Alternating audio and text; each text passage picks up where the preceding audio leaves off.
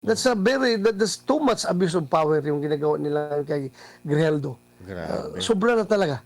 Sobra na.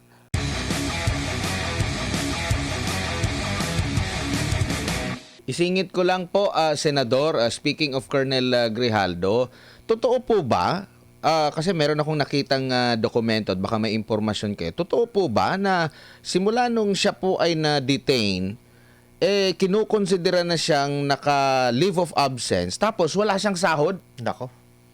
Yan nga, double whammy nga, napakasalbahe na liderato sa PNP, no? Ako, kung ganun ang tao ko, wala ka na nga ginawa para masalba yung injustice na experience ng iyong tauhan.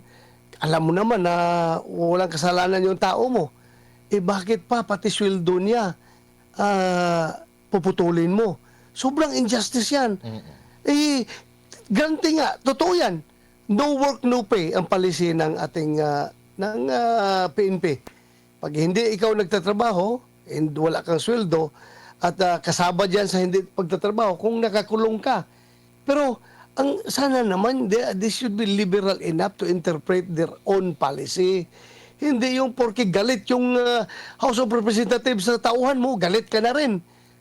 Ay naku, saan ang hustisya nito? Anong klaseng liderato meron ka? Dapat depensahan mo yung tao mo. At ang alam mo, as a commander, yung primary duty mo, primary consideration mo is number 1, accomplishment of the mission. Number 2, to look for the welfare of your men. Ngayon, saan ang welfare ng tao mo ngayon dyan? Kawawa yung tao mo.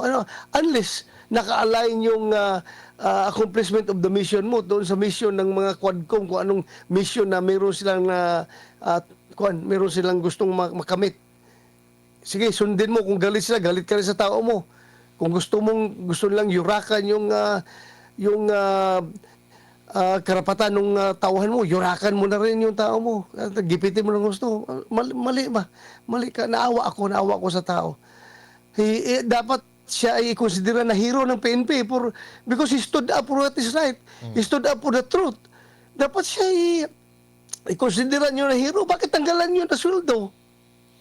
Ay, sobra naman ito. Ano man nangyari Kasi hindi rin naman niya kasalanan siguro, Senador, na siya po ay ma-contempt at hindi siya makapag-perform ng kanyang trabaho.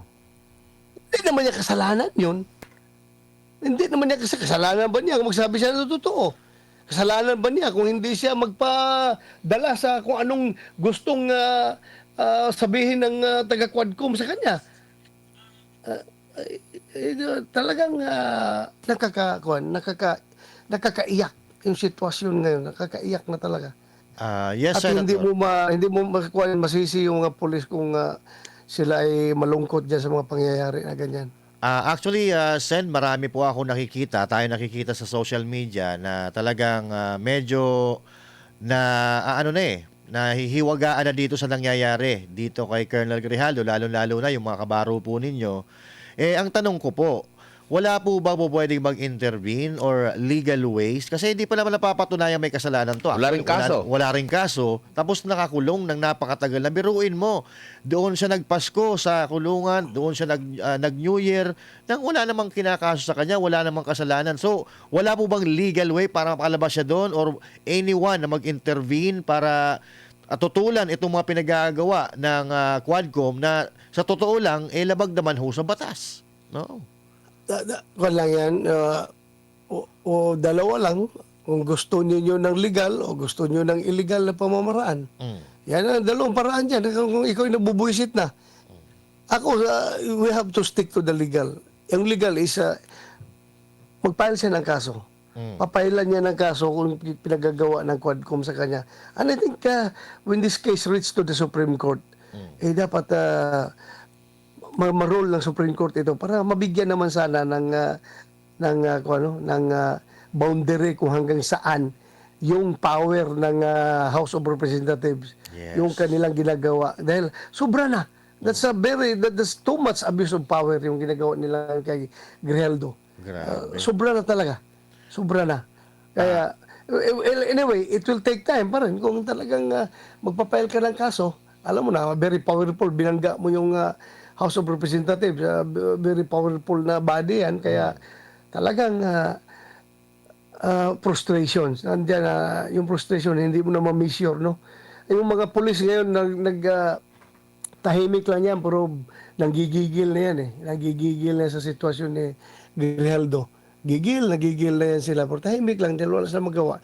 Habang nasa serbisyo ka, you keep quiet and follow orders.